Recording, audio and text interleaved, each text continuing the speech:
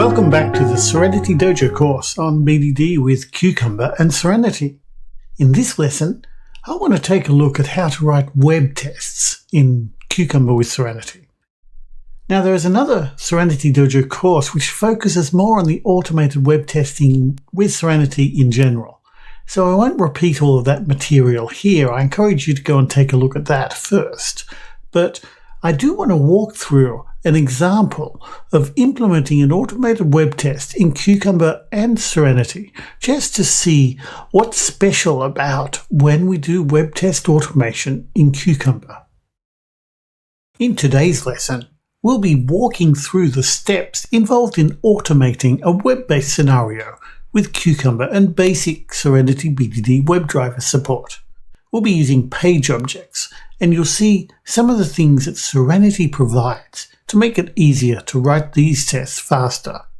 The application we'll be testing today will be the To-Do MVC application, which is a simple online application that lets you create and maintain a list of tasks. For this lesson, we'll be starting with a brand new project. Go to Serenity Dojo on GitHub and clone the To-Do MVC application that you can see here.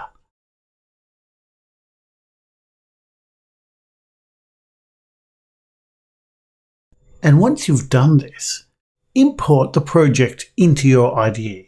I'll be using IntelliJ as usual. There's a Maven and a Gradle build script, so you can use whichever you prefer. I'm going to be using Gradle. The project already has two features prepared for us: add new tasks to the to-do list and filter tasks by status. But there are no step definitions yet. We'll need to write them ourselves. If we run this project in Serenity, like this,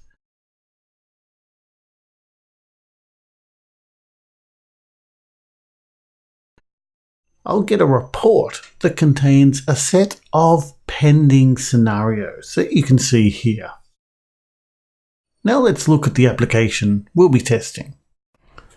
We'll be testing the To-Do MVC app that you can find at todomvc.com that you can see here. The site implements a simple to-do list manager using a variety of JavaScript frameworks. Let's pick React for our example. In the app, you can do all the sort of things you'd expect of a to-do list application. You can add items, mark them as done, filter them by status, and so forth. Now that we know what we'll be testing, let's write some code and see what web testing with Cucumber and Serenity looks like. We'll start with the add new tasks to a to-do list scenarios. The first thing that we want to do is to implement these step definitions. You've seen a few ways how to do this in the previous lessons. Let's use an approach that will work no matter what IDE you're using. First, we'll create a new step definition class for this scenario. We can call it something like add new tasks step definitions. Then we run the full test suite and copy the missing step definitions from the console output. Let's run the test suite using the main test runner class. Now we can copy the step definitions that you can see outputted to the console and place them in our step definition class. We'll also need to include the missing import statements. In classic Serenity, we represent system users like James here as step libraries. Let's create a step library for James. We could call it a to-do list user. We'll give it the name James, and then we need to figure out what actions James can do. We could start off with something simple. James is able to start working with the application with an empty to-do list. Now all we need to do is create the class and implement the method.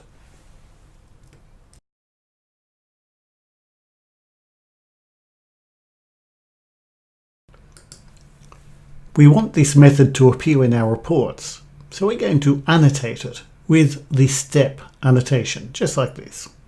So far, we haven't done very much differently to what we've seen in previous lessons. But our interactions with a web application don't happen in the Cucumber step definitions. We want to encapsulate them inside our to-do list user step methods that we've got here. Let's start by defining a page object that will represent the application home page. We add this as a member variable of our to-do list user class. Serenity will instantiate it automatically as long as it's a Serenity page object. Let's create the class. We'll put it in a UI package because that's where we'll put all of our UI logic. And we'll make the class extend the Serenity page object class, which is the base class of all Serenity page objects. We'll also tell Serenity what URL it needs to use to open it, using the default URL annotation. We want it to open at the todomvc.com page. Now back in our class, all we need to do is say todomvc application homepage open. Let's move on to the next step when he adds buy some milk to the list. First of all, we get rid of the pending code and we'll write what we'd like to have. James adds buy some milk to his list. So we could write this as something along the lines of James adds a task. And then we could pass in the name of the task. So let's make the name a variable in the when statement.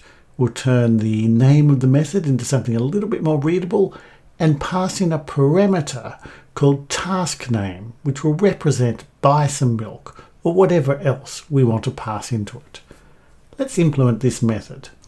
We are going to need to interact with the to-do list. So let's imagine a to-do list page object component.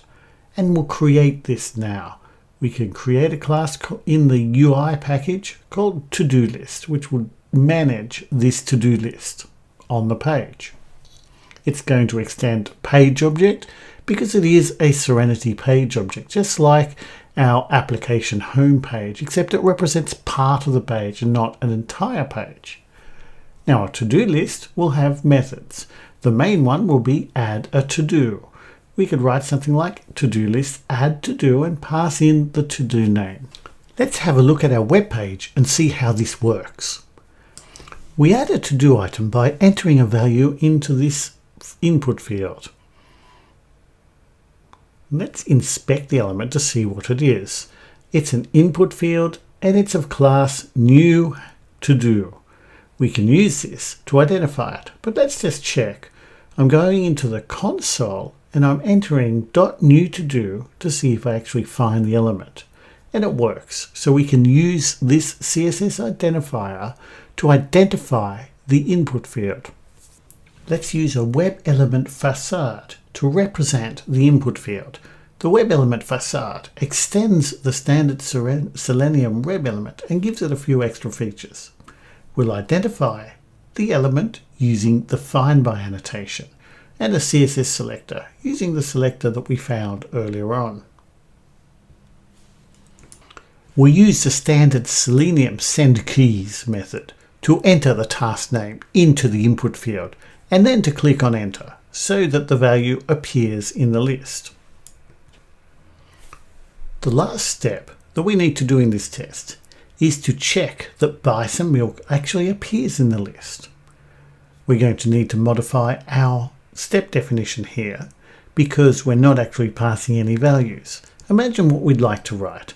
James should see the task with a task name. And so we need to get that task name from the step definition. We'll make buy some milk variable so that we can pass that value in as a parameter. And we'll call the parameter task name. So far so good. Let's implement should see task. We want should see task to appear in our reports. So just like adds a task, we're going to add the step annotation to make it appear in our Serenity reports. Then we're going to check that the to-do list contents, the elements inside the to-do list, contain the task name. And for this, we're going to have to invent a method. Let's call it getToDos. I'm using assert J to make the assertion to check that the to-dos in the to-do list actually contain the expected element. Let's just create a stub method for now. A method called getToDos that returns an empty list. Obviously we expect this to fail, but we're going to run the test to make sure that our test behaves in the way that we think it will. Let's run the test to make sure the test does actually fail before we implement. Before you make a test pass, always remember to make sure the test fails and for the reason you expect it to fail. Here, it's failing because we're getting an empty list instead of buy some milk, which is exactly what we want. Now let's implement this method. For the moment, it's returning an empty list. We don't want that. We want it to read the elements in this list. I'm going to add a couple so we can see what we're dealing with. Let's add 2 items to the list and see how we could read them. As usual, I'll inspect the element and try and figure out what sort of CSS expression I could use to access them. The to-do list class looks like a good start. Let's see if we can find all the list items, the li elements, inside the to-do list element. And it works. We're getting 2 of them. But let's make sure they're the right elements. The first one is milk the cows and the second one is buy some bread. Perfect. We've got a CSS expression that we can use in our page object. I need to get back a list of elements, so I'm going to use findAll. FindAll is a Serenity method which returns a list of web elements that match a particular selector. But we don't need the elements themselves, we need the text values of these elements. So we're going to use Java 8 streams to convert each of these elements into the string equivalent by calling the getText method on each of them. Now we can return this list of strings, which will be the list of text elements in the to-do list. Finally, we can simplify this code a little bit by replacing this lambda expression with a method reference, which makes the whole thing read a little bit more smoothly. Now let's run the test again and see if it passes.